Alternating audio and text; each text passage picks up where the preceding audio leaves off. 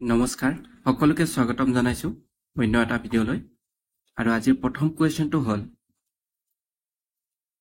ৰাষ্ট্ৰীয় ভোটাৰ দিৱস কেতিয়া পালন কৰা হয় শুদ্ধ অপচনটো হ'ব অপচন সি 25 জানুৱাৰী ৰাষ্ট্ৰীয় ভোটাৰ দিৱস পালন কৰা হয় 25 জানুৱাৰী তাৰিখে নেক্সট কোৱেশ্চন দ্ৰৌপদী মুৰ্মু ভাৰতৰ কিমানতম ৰাষ্ট্ৰপতি শুদ্ধ অপচনটো হ'ব অপচন বি 15তম দ্ৰৌপদী মুৰ্মু ভাৰতৰ 15তম ৰাষ্ট্ৰপতি নেক্সট কোৱেশ্চন অসমত চাহ গৱেষণা কেন্দ্ৰটো ক'ত অৱস্থিত শুদ্ধ অপচনটো হ'ব অপচন এ যোৰহাট অসমৰ চাহ গৱেষণা কেন্দ্ৰটো যোৰহাটত অৱস্থিত নেক্সট কোৱেশ্চন কোন তাৰিখে দেশভক্তি দিৱস হিচাপে পালন কৰা হয় শুদ্ধ অপচনটো হ'ব অপচন সি 28 জুলাই 28 জুলাই তাৰিখে দেশভক্তি দিৱস হিচাপে পালন কৰা হয় নেক্সট কোৱেশ্চন ভাৰতবৰ্ষত এখন নতুন ৰাজ্য গঠন কৰাৰ ক্ষমতা কাৰ হাতত থাকে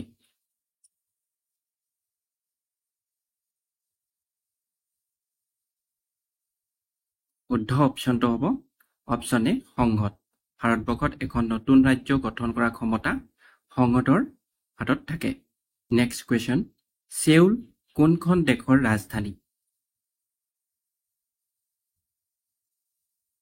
শুদ্ধ অপচনটো হ'ব অপচন এ দক্ষিণ কোৰিয়া সেউল দক্ষিণ কোৰিয়াৰ দেশৰ ৰাজধানী নেক্সট কোৱেশ্চন শেহতীয়াকৈ আমেৰিকা মেক্সিকো আৰু কোনখন দেশে 2026 চনৰ ফিফা বিশ্বকাপ ফুটবল আয়োজন কৰিব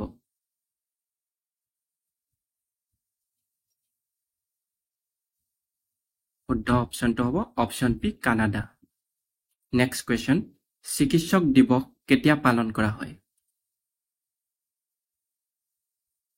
শুদ্ধ অপচনটো হ'ব অপচন বি 1 জুলাই 1 জুলাই তাৰিখে চিকিৎসক দিৱস পালন কৰা হয় নেক্সট কোৱেশ্চন অসমত জমিদাৰী ব্যৱস্থা কোনে প্ৰৱৰ্তন কৰিছিল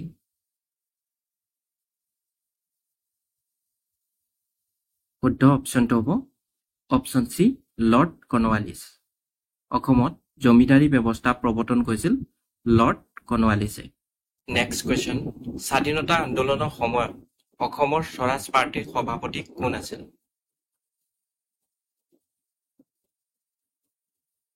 শুদ্ধ অপচনটো হ'ব অপচন সি তৰুৰাম ফুকন স্বাধীনতা আন্দোলনৰ সময়ত অসমৰ স্বৰাজ পাৰ্টিৰ সভাপতি আছিল তৰুৰাম ফুকন নেক্সট কোৱেশ্চন বৌদ্ধ ধৰ্ম গ্ৰহণ কৰা প্ৰথম মহিলা কোন আছিল শুদ্ধ অপচনটো হ'ব অপচন বি মহাপ্ৰজাপতি গৌতমী বৌদ্ধ ধৰ্ম গ্ৰহণ কৰা প্ৰথম মহিলা আছিল মহাপ্ৰজাপতি গৌতমী নেক্সট কোৱেশ্চন অসমত কেতিয়া ৰাষ্ট্ৰীয় খেল অনুষ্ঠিত হৈছিল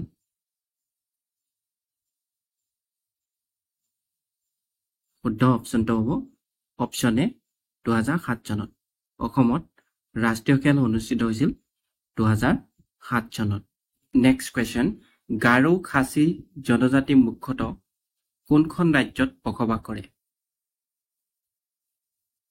শুদ্ধ অপচনটো হ'ব অপচন সি মেঘালয় গাৰো খাচী জনজাতি সকল মেঘালয় ৰাজ্যত বসবাস কৰে নেক্সট কোৱেশ্চন মাটিকালি হিচাপত তলৰ কোনখন মহাদেশ আটাইতকৈ ডাঙৰ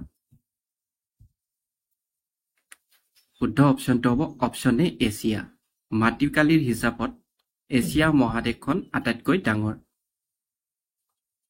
নেক্সট কোৱেশ্চন ভাৰতত অৰ্থনৈতিক সংস্কাৰ কেতিয়া আৰম্ভ কৰা হৈছিল শুদ্ধ অপচনটো হ'ব অপচন এ 1991 চনত ভাৰতত অৰ্থনৈতিক সংস্কাৰ 1991 চনত আৰম্ভ কৰা হৈছিল নেক্সট কোৱেশ্চন শেহতীয়াকৈ বিশ্ব বৰ্ষাৰণ্য দিৱস ৱৰ্ল্ড ৰেইন ফৰেষ্ট ডে কেতিয়া পালন কৰা হয় শুদ্ধ অপচনটো হ'ব অপচন সি 22 জুন 22 জুন তাৰিখে ৱৰ্ল্ড ৰেইন ফৰেষ্ট ডে হিচাপে পালন কৰা হয় বিশ্ব বৰ্ষাৰণ্য দিৱস হিচাপে পালন কৰা হয় নেক্সট কোৱেশ্চন অসমত প্ৰথম চাহ বাগান কেতিয়া স্থাপন কৰা হৈছিল শুদ্ধ অপচনটো হ'ব অপচন ডি 1823 চনত অসমত প্ৰথম চাহ বাগান স্থাপন কৰা হৈছিল 1823 চনত নেক্সট কোৱেশ্চন মণিৰাম দেৱানক ফাঁচি দিনাখন আৰু একেলগে কাক ফাঁচি দিয়া হৈছিল মানে মণিৰাম দেৱানৰ লগত আৰু কাক ফাঁচি দিয়া হৈছিল শুদ্ধ অপশ্যনটো হ'ব অপশ্যন ডি পিয়লি বৰুৱা মণিৰাম দেৱানৰ লগত পিয়লি বৰুৱাকো একেলগে ফাঁচি দিয়া হৈছিল নেক্সট কুৱেশ্যন ৰত্নাৱলী লেখক কোন শুদ্ধ অপশ্যনটো হ'ব অপশ্যন এ শ্ৰীহৰ্ষ ৰত্নাৱলী লেখক হ'ল শ্ৰীহৰ্ষ নেক্সট কুৱেশ্যন শেহতীয়াকৈ ভাৰত আৰু নেপালৰ মাজত আৰম্ভ হোৱা প্ৰথম পৰ্যটক ট্ৰেইনখনৰ নাম কি শুদ্ধ অপশ্যনটো হ'ব অপশ্যন এ ভাৰত গৌৰৱ পৰ্যটক ট্ৰেইন শেহতীয়াকৈ ভাৰত আৰু নেপালৰ মাজত আৰম্ভ হোৱা প্ৰথম পৰ্যটক ট্ৰেইনখনৰ নাম হ'ল ভাৰত গৌৰৱ পৰ্যটক ট্ৰেইন নেক্সট কুৱেশ্যন চৌবন্দী মূলতঃ কোন জনগোষ্ঠীৰ মহিলাৰ পোচাক শুদ্ধ অপশ্যনটো হ'ব অপশ্যন ডি নেপালী চৌবন্দী মূলতঃ নেপালী জনগোষ্ঠী মহিলাৰ পোচাক নেক্সট কুৱেশ্যন শৰাইঘাটৰ যুদ্ধ কোন চনত হৈছিল শুদ্ধ অপশ্যনটো হ'ব অপশ্যন এ 1671 চনত শৰাইঘাটৰ যুদ্ধ সংঘটিত হৈছিল 1671 চনত নেক্সট কুৱেশ্যন প্ৰথম অসমীয়া ছপা উপন্যাসখনৰ নাম কি শুদ্ধ অপশ্যনটো হ'ব অপশ্যন চি লাহৰী প্ৰথম অসমীয়া ছপা উপন্যাসখনৰ নাম হ'ল লাহৰী নেক্সট কুৱেশ্যন ভাৰতবৰ্ষৰ সংবিধানৰ দ্বাৰা স্বীকৃত ভাষা কেইটা আছে শুদ্ধ অপশ্যনটো হ'ব অপশ্যন ডি 22টা ভাৰতবৰ্ষৰ সংবিধানৰ দ্বাৰা স্বীকৃত ভাষা আছে 22টা নেক্সট কুৱেশ্যন উত্তৰ পূৰ্বাঞ্চলৰ ৰাজ্যসমূহৰ ভিতৰত মাটিকালি ফালৰ পৰা অসম কিমান স্থানত আছে শুদ্ধ অপশ্যনটো হ'ব অপশ্যন বি দ্বিতীয় স্থান উত্তৰ পূৰ্বাঞ্চলৰ ৰাজ্যসমূহৰ ভিতৰত মাটিকালি ফালৰ পৰা অসম দ্বিতীয় স্থানত আছে নেক্সট কুৱেশ্যন উত্তৰ পূৰ্বাঞ্চলৰ সৰ্ববৃহৎ ৰাজ্য কোনখন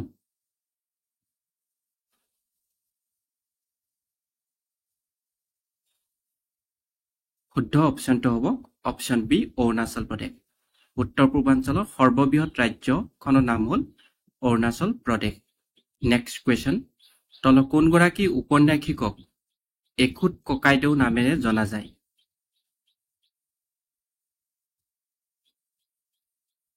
শুদ্ধ অপশ্যনটো হ'ব অপশ্যন বি নৱকান্ত বৰুৱা নৱকান্ত বৰুৱা এখুত ককাইদেউ নামেৰেও জনা যায় নেক্সট কুৱেশ্যন কোনজন সাহিত্যিকৰ নামত প্ৰথমটো ডাক টিকট মুকলি কৰা হৈছিল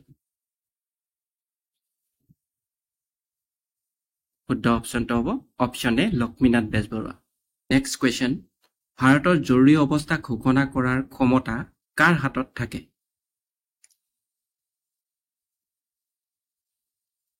শুদ্ধ অপশ্যনটো হ'ব অপশ্যন চি ৰাষ্ট্ৰপতি ভাৰতৰ জৰুৰী অৱস্থা ঘোষণা কৰাৰ ক্ষমতা ৰাষ্ট্ৰপতিৰ হাতত থাকে নেক্সট কুৱেশ্যন প্ৰথম অসমীয়া ছপা উপন্যাস লাহৰী কোনে লিখিছিল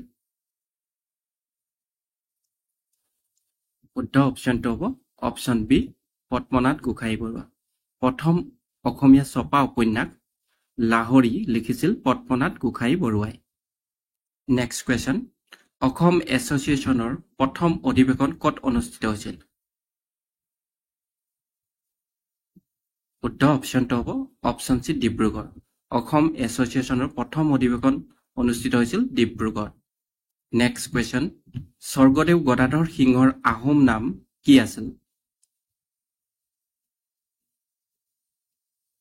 শুদ্ধ অপশ্যনটো হ'ব অপশ্যন এ চুপাতফা স্বৰ্গদেউ গদাধৰ সিংহৰ আহোম নাম আছিল চুপাতফা নেক্সট কুৱেশ্যন ভাৰতীয় ৰিজাৰ্ভ বেংকৰ প্ৰথমগৰাকী অসমীয়া সঞ্চালক কোন আছিল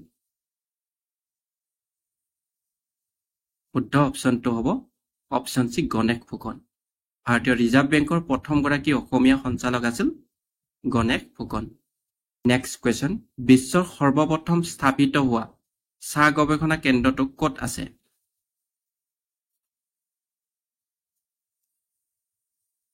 শুদ্ধ অপশ্যনটো হ'ব অপশ্যন বি যোৰহাট বিশ্বৰ সৰ্বপ্ৰথম স্থাপিত চাহ গৱেষণা কেন্দ্ৰটো যোৰহাটত অৱস্থিত। নেক্সট কুৱেশ্যন, কোনগৰাকী আমেৰিকাৰ বিজ্ঞানীক ইণ্টাৰনেটৰ পিতৃ বুলি কোৱা হয়? শুদ্ধ অপশ্যনটো হ'ব option A Vinton Gray, Vinton Cerf, Vint Cerf. Option এটো শুদ্ধ হ'ব ভিণ্টো গ্ৰে, ভিন্ট চাৰ্ফক ইণ্টাৰনেটৰ পিতৃ বুলি কোৱা হয়।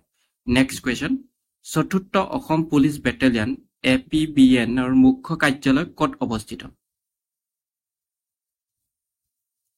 শুদ্ধ অপশ্যনটো হ'ব অপশ্যন চি গুৱাহাটী। চতুৰ্থ অসম পুলিচ বেটেলিয়ান APBNৰ মুখ্য কাৰ্যালয় গুৱাহাটীত অৱস্থিত।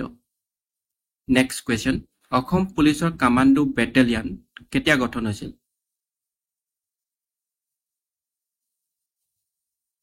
শুদ্ধ অপশ্যনটো হ'ব অপশ্যন বি 1996 চনত। অসম পুলিচৰ কামাণ্ডো বেটেলিয়ান গঠন হৈছিল 1996 চনত।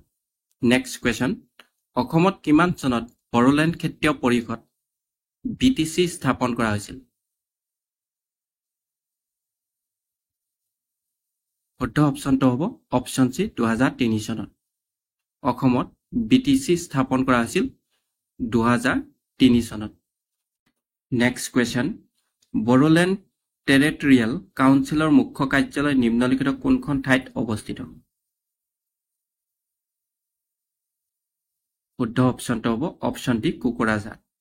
বড়োলেণ্ড টেৰিটৰিয়েল কাউন্সিলৰ মুখ্য কাৰ্যালয় কোকৰাঝাৰত অৱস্থিত। নেক্সট কুৱেশ্যন, কৃষ্ণকান্ত সন্দিকৈৰ মাতৃৰ নাম কি আছিল? শুদ্ধ অপশ্যনটো হ'ব অপশ্যন চি নাৰায়ণী সন্দিকৈ। কৃষ্ণকান্ত সন্দিকৈৰ মাতৃৰ নাম আছিল নাৰায়ণী সন্দিকৈ। নেক্সট কুৱেশ্যন, অৰুণোদয় নামৰ সংবাদপত্ৰৰ প্ৰথম প্ৰকাশন কোন মিছন প্ৰেছৰ পৰা হৈছিল? শুদ্ধ অপশ্যনটো হ'ব অপশ্যন বি শিৱসাগৰ। অৰুণোদয় নামৰ সংবাদপত্ৰৰ প্ৰথম প্ৰকাশন শিৱসাগৰ মিছন প্ৰেছৰ পৰা হৈছিল। নেক্সট কুৱেশ্যন, জ্ঞানপীঠ বঁটা লাভ কৰা প্ৰথমজন অসমীয়া সাহিত্যিকজনৰ নাম কি?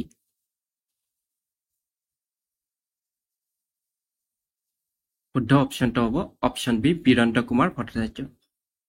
জ্ঞানপীঠ বঁটা লাভ কৰা প্ৰথমজন অসমীয়া সাহিত্যিকজনৰ নাম হ'ল বীৰেন্দ্ৰ কুমাৰ ভট্টাচাৰ্য। নেক্সট কুৱেশ্যন, নিম্নলিখিত কিমান চনত হেমকোষৰ প্ৰথম সংস্কৰণ প্ৰকাশ কৰা হৈছিল? শুদ্ধ অপশ্যনটো হ'ব অপশ্যন বি 1900 চনত। 1900 চনত হেমকোষৰ প্ৰথম সংস্কৰণ প্ৰকাশ কৰা হৈছিল।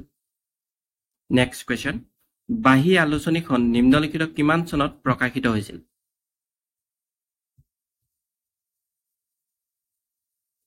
শুদ্ধ অপশ্যনটো হ'ব অপশ্যন বি 1909 চনত। বাঁহী আলোচনীখন প্ৰকাশিত হৈছিল 1909 চনত। নেক্সট কুৱেশ্যন, অসমৰ জাতীয় সংগীত অ মোৰ আপোনাৰ দেশ নিম্নলিখিত কোনে লিখিছিল?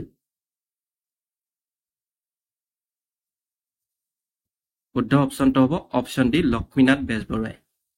অসমীয়া জাতীয় সংগীত অ মোৰ আপোনাৰ দেশ ৰচনা কৰিছিল লক্ষ্মীনাথ বেজবৰুৱাই, অৰ্থাৎ লিখিছিল লক্ষ্মীনাথ বেজবৰুৱাই। নেক্সট কুৱেশ্যন, ভোগেশ্বৰ বৰুৱাই ক'ত অনুষ্ঠিত এছিয়ান গেমছৰ 800 মিটাৰ দৌৰত সোণৰ পদক অৰ্জন কৰিছিল? শুদ্ধ অপশ্যনটো হ'ব অপশ্যন বি বেংককত। ভোগেশ্বৰ বৰুৱাই এছিয়ান গেমছৰ 800 মিটাৰ দৌৰত বেংককত সোণৰ পদক অৰ্জন কৰিছিল। নেক্সট কুৱেশ্যন, উত্তৰ পূব ভাৰতৰ প্ৰৱেশদ্বাৰ বুলি নিম্নলিখিত কোনখন চহৰক কোৱা হয়? শুদ্ধ অপশ্যনটো হ'ব অপশ্যন ডি গুৱাহাটী। উত্তৰ পূব ভাৰতৰ প্ৰৱেশদ্বাৰ বুলি গুৱাহাটীক কোৱা হয়। নেক্সট কুৱেশ্যন, পবিত্ৰ অসম গ্ৰন্থখনৰ ৰচক কোন? শুদ্ধ অপশ্যনটো হ'ব option A doctor Maheswar Neog. Pabitra Asom নামৰ গ্ৰন্থখনৰ ৰচক হ'ল doctor Maheswar Neog. Next question, শেহতীয়াকৈ কাগজবিহীন হোৱা বিশ্বৰ প্ৰথম দেশ কোনখন?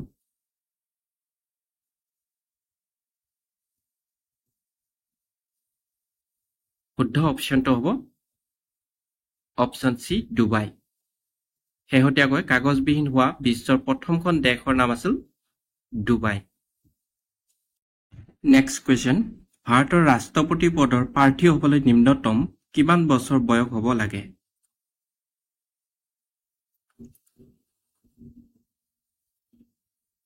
শুদ্ধ অপশ্যনটো হ'ব অপশ্যন বি 35 বছৰ ভাৰতৰ ৰাষ্ট্ৰপতি পদৰ প্ৰাৰ্থী হ'বলৈ নিম্নতম বয়সৰ প্ৰয়োজন 35 বছৰ ভিডিঅ'টো চোৱাৰ বাবে সকলোকে অশেষ ধন্যবাদ আৰু লগতে এই ভিডিঅ'টো আপোনালোকে কিমানটা কুৱেশ্যন এনসাৰ শুদ্ধ কৰিব পাৰিলে কমেন্ট বক্সত কমেন্ট কৰি জনাই দিব আৰু লগতে ভিডিঅ'টো যদি ভাল পাইছে তেতিয়াহ'লে লাইক সাবস্ক্ৰাইব আৰু শ্বেয়াৰ কৰি দিব